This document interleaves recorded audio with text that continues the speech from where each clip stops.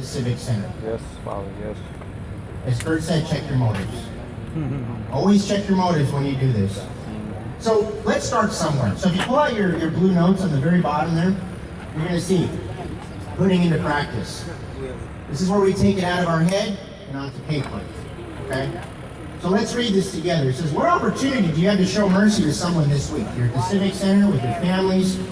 Does someone need your forgiveness? Does someone need your forgiveness? If you haven't forgiven somebody, that's going to be a hurdle, a blockage from you being used by God. Resentment is poisoning you. It's time to get it out. It's time to let it go and give it to God. So who do you need to forgive? Do you need does someone need your compassion? Maybe somebody hurt you and they feel bad, and you know they feel bad. You forgiving them is showing compassion. It doesn't take it away what they did, but you showing compassion is being part of mercy. You have to, personally or orally forgive a person. Can you just forgive a person?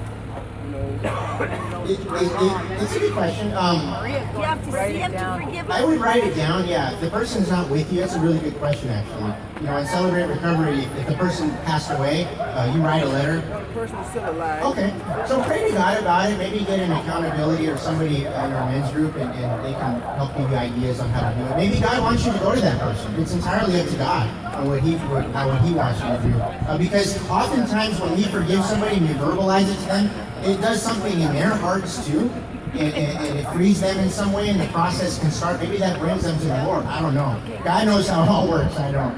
But it's different. It could be different for every situation. So, yeah, it's a great question. How about your patience and kindness? How would you rate yourself with that? For me, I got a lot of work to do with patience and kindness. I tell you, I'll be honest. Especially when I'm driving. Do you know someone who doesn't know Jesus? I don't think many people really know Jesus. We know of Jesus, but know Jesus, that's an entirely different thing. So if you know Jesus, if you really know Him in your soul, it's time to start telling people who He is. Not who they think He is or how the media portrays Him as a teacher, as a prophet.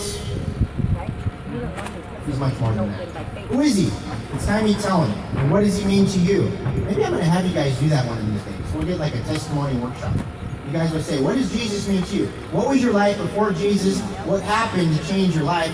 And what's your life like now with Him in your heart? That's a good way to do it. You go around, you start sharing it with people. Pick one person to do that with. That'd be amazing. Choose one of the 5 marks of mercy and answer these questions. So, we look at the 5 marks of mercy. I'll repeat. I forgive those who have fallen. I help those who are hurting.